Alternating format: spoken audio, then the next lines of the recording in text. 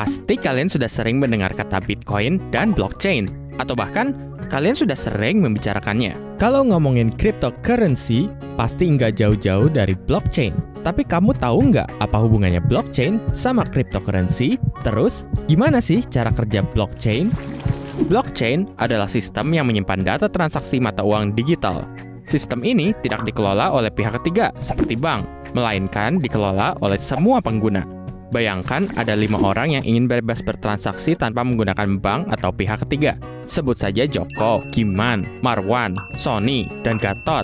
Dengan kesepakatan bersama, mereka memiliki rincian akun mereka masing-masing tanpa harus mengetahui identitas orang lain. Bayangkan juga kalau mereka tergabung dalam sebuah grup WhatsApp untuk berkomunikasi satu sama lain.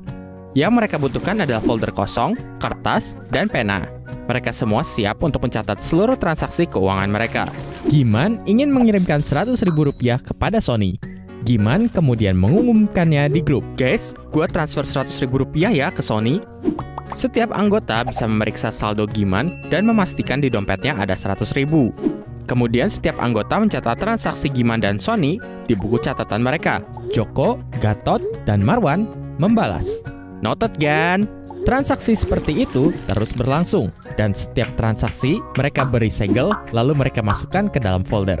Tapi, sebelum mereka menyimpan transaksi di dalam folder, mereka sepakat untuk memberi segel di setiap lembar transaksi. Segel ini dibuat supaya tidak ada yang mengubah catatan mereka. Mengingat catatan itu akan disimpan dalam jangka waktu yang sangat lama, jika gembok aman, semua anggota nggak perlu khawatir catatan mereka berubah. Sebelum melanjutkan cerita 5 sekawan tadi, ada 3 hal yang harus kamu ketahui. Blok terdiri dari 3 unsur, yaitu data, segel baru, dan segel lama sebagai referensi dari transaksi sebelumnya. Proses pembuatan segel ini memerlukan sebuah mesin. Di sini, kita sebut saja mesin segel.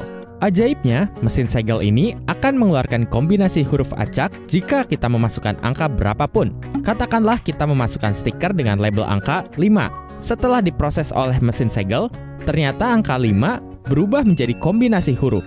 Ajaib bukan?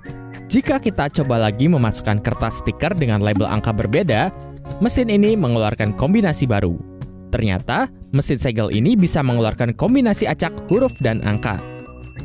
Bagaimana kalau kita sepakat untuk mencari angka yang menghasilkan kombinasi antara kata burger dengan angka dan huruf lainnya? Jadi, untuk menyegel transaksi, kita harus mencoba berbagai kombinasi angka hingga menghasilkan label burger. Percobaan pertama menghasilkan kombinasi mirip kata bakpia. Percobaan kedua muncul kombinasi mirip kata onde-onde. Belum muncul kombinasi dengan kata burger. Setelah melakukan ribuan kali percobaan, ternyata angka 14045 menghasilkan kombinasi kata burger 00. Dan bingo!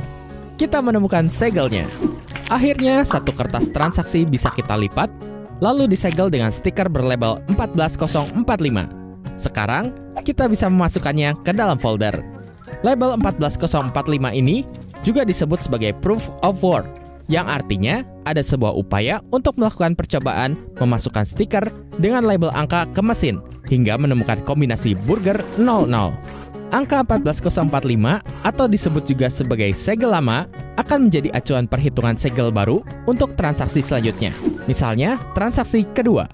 Kalau angka tebakanmu ditambah dengan angka di segel lama menghasilkan kata burger, maka tebakanmu benar. Mari kita coba lagi.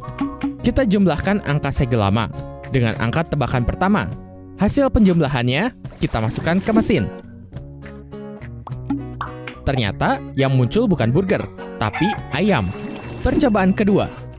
Angka segel lama kita jumlahkan dengan angka tebakan kedua.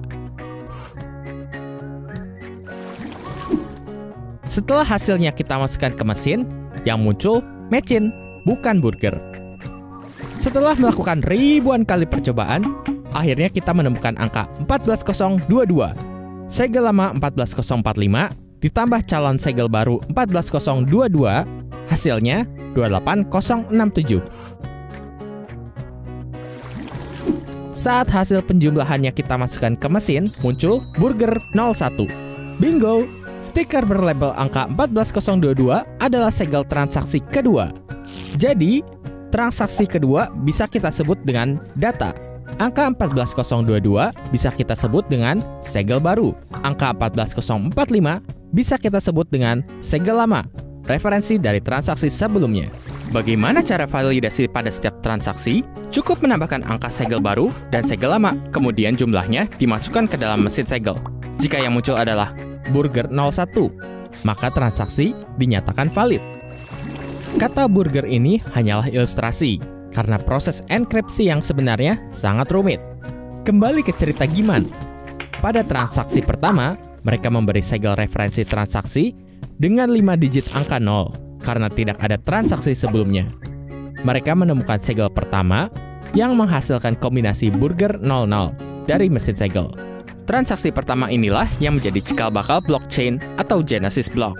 Pada proses penyegelan transaksi berikutnya, Joko, Giman, Marwan, Sony, dan Gatot mencoba menghitung dan memasukkan angka ke mesin segel. Ketika Marwan menemukan hitungan yang tepat, Marwan mengumumkannya lewat grup WhatsApp.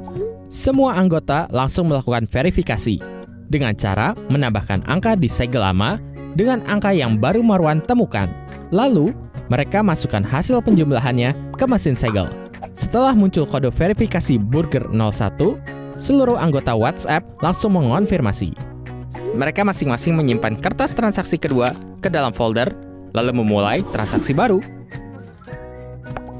Jadi, catatan transaksi Joko, Giman, Marwan, Sony, dan Gatot adalah blok, dan folder penyimpanan mereka disebut dengan blockchain. Lalu proses penyegelan setiap transaksi disebut dengan mining. Karena proses penyegelan ini memakan waktu dan tenaga, setiap orang yang berhasil menghitung atau menemukan angka yang tepat akan mendapat imbalan Bitcoin atau uang digital lain. Bitcoin ini sebenarnya hanyalah sebuah nama. Ia menjadi bernilai karena kesepakatan kelompok itu untuk menghargai proses penyegelan yang rumit tadi. Makin banyak orang percaya dengan konsep dan sistem Bitcoin, maka nilainya akan semakin tinggi. Bagaimana jika ada orang yang ingin bergabung dengan mereka? Satu orang ini secara otomatis mendapatkan salinan seluruh transaksi sebelumnya.